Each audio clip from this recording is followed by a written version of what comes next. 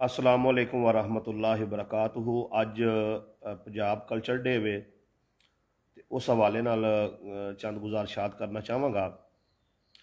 अज दे दिन सब तो पहली गुजारिश ये वे पंजाब दे लोगों वास्ते कि तुसी दुनिया दियां तमाम ज़बानां सीखो, हर तरह के लिबास पाओ, लेकिन सब तो ज़्यादा मान सम्मान जिहड़ा वो अपनी पंजाबी बोली नूं दिओ, पंजाब दे विरसे नूं दिओ, पंजाब दे कल्चर नूं दिओ।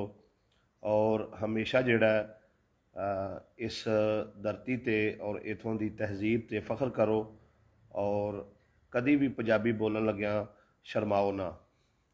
मैं समझना कि वो लोग ज़हनी गुलाम ने कि जेड़े ऐसे माहौल के अंदर मिसाल के तौर पर भी पंजाबी खड़े ने और उन्होंने पंजाबी समझ आती है और उत्थे इंग्लिश बोलना शुरू कर देंगे ने।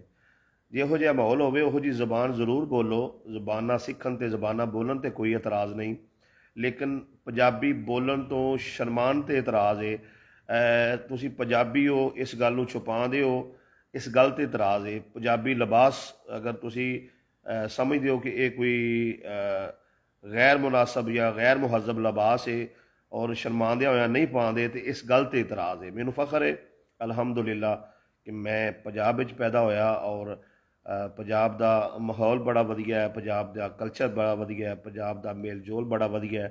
हर लिहाज दे नाल जेड़ा मेरा सूबा है वो बेहतरीन है और हमेशा जेड़ा इंशाअल्लाह ताला मैं अपनी आने वाली नस्लों नूं भी सब तो पहले पंजाबी जुबान सिखावांगा, पंजाब दा रहन सहन सिखावांगा और पंजाबी लिबास पवावांगा और उस तो बाद जेड़ा बाकी जड़ियाँ चीज़ां माहौल दे नाल नाल ने उन्होंने जिंदगी च नाल लैके चलांगे। पाकिस्तान जिंदाबाद, पंजाब जिंदाबाद, पंजाबी कौम जिंदाबाद, पंजाबी ज़बान जिंदाबाद, पंजाबी कल्चर जिंदाबाद और पंजाबी माहौल जिंदाबाद। अस्सलामु अलैकुम वरहमतुल्लाहि वबरकातुहू।